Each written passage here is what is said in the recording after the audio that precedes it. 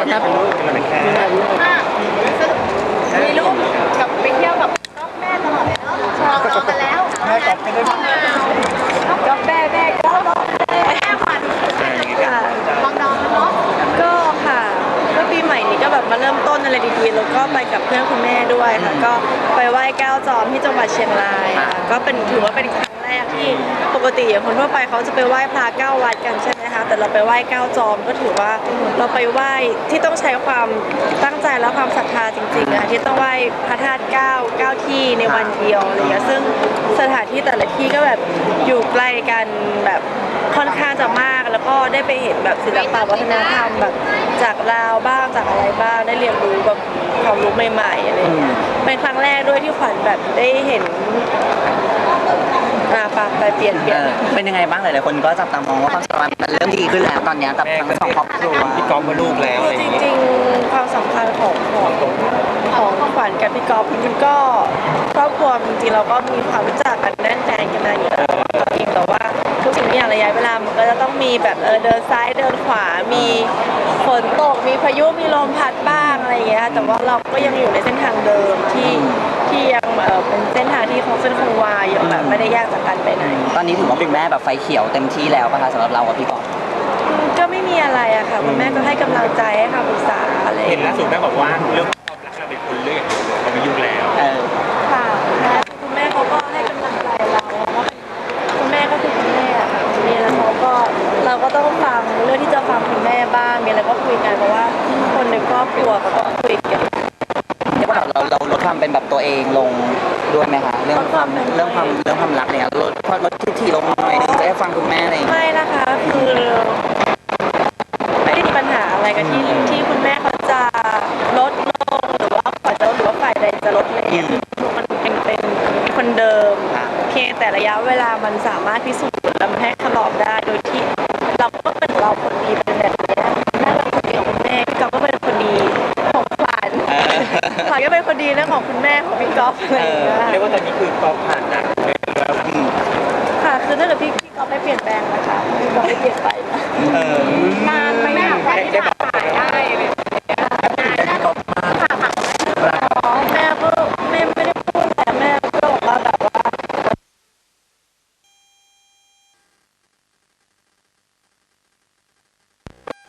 ใกล้คนนั้นเลย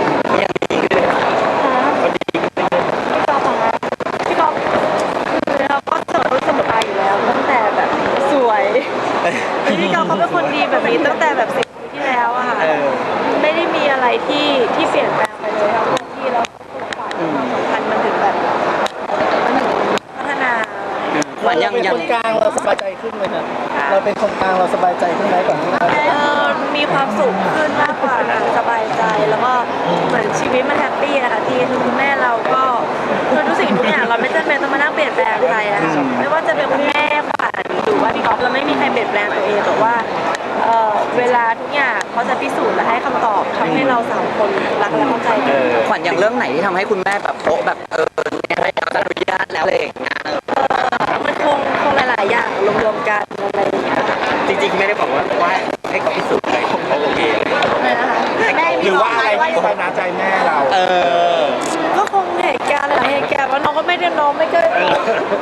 เราก็ไม่ได้ถามคุณแม่แต่ว่าคุณแม่เขาเป็นพี่เขาก็ย่อมแบบเอาอะไรแบบขาดจริงๆเราตัดใจคนออกไปชอบแบบไหนไม่ค่ะไม่ได้บ่อยเพราะว่าถ้าผ่อนบ่อยมันก็เหมือนกับ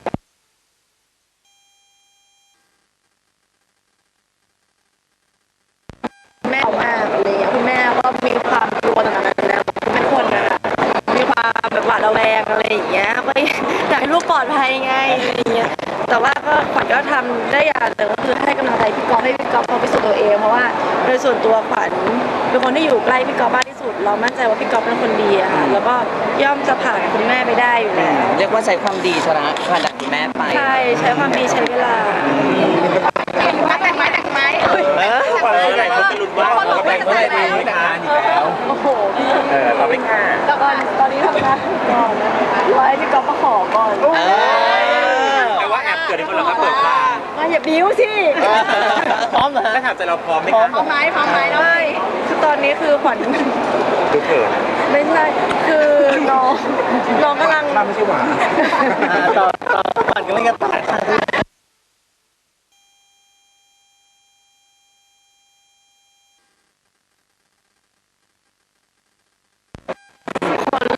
รอบบอกความหมดเลยว่าจะเป็นเหมือนว่ารุ่นพี่ผู้ใหญ่หลายๆท่านว่าเราตั้งใจทำธุรกิจอันนี้ออกมาให้ดีซึ่งก็ใกล้จะถึงวันที่พวกพี่ๆหรือทุกคนได้มาเห็นสิ่งที่มันแบบ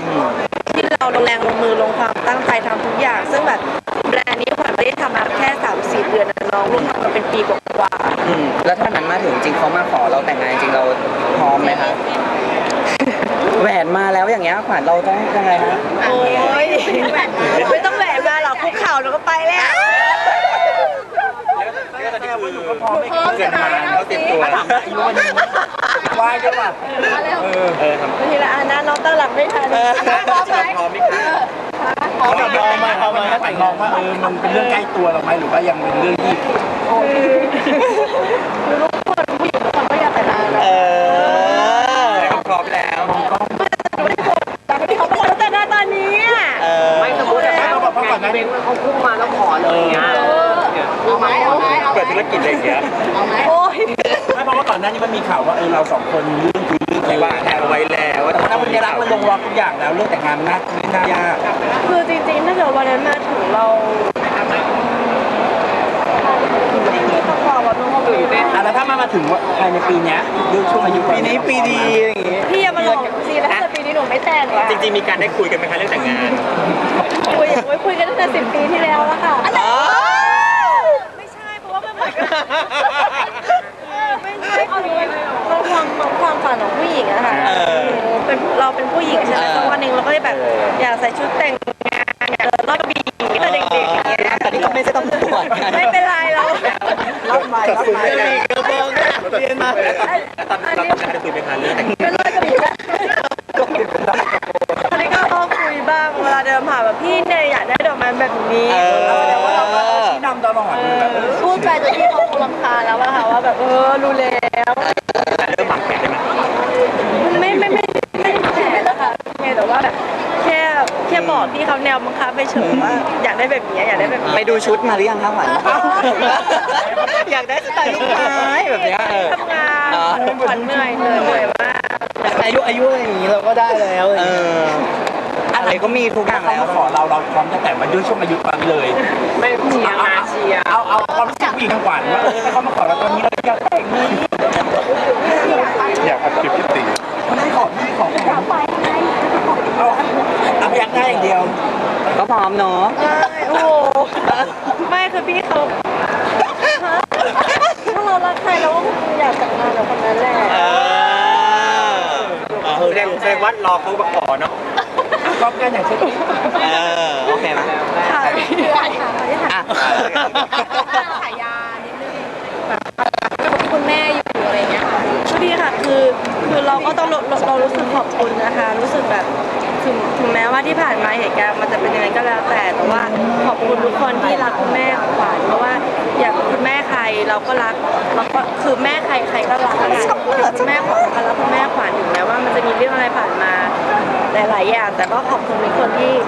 คอยให้พื้นที่ของแม่ขวัญแล้วก็ให้กำลังใจแบบมีรอยยิ้มและมีความรักให้กับแม่ขวัญเสมอ ก็ได้เห็นฉายาแล้วเรารู้สึกยังไงบ้าง ก็อะไรคนรักสายบุญนะคะก็มาจากครอบครัวเพราะว่าอย่างคุณม้าของพี่กอล์ฟอะก็ชอบไหว้พระอยู่แล้วอย่างคุณแม่ของขวัญก็ไหว้พระขวัญจะบอกกับพี่กอล์ฟเลยบอกว่าเราไหว้พระกันบ่อยมากเหมือนเราเป็นคนเล่นของอะไรแล้วพอไหว้พระกันบ่อยเพราะว่าสองครอบครัวมีความชอบเหมือนกันนะคะเดี๋ยวก็ไปกับม้าเดี๋ยวก็ไปกับแม่เราอะไรอย่างเงี้ย คนที่บ้านหรือว่าพี่กอล์ฟเองเห็นเขาว่ายังไงบ้างกับเรื่อง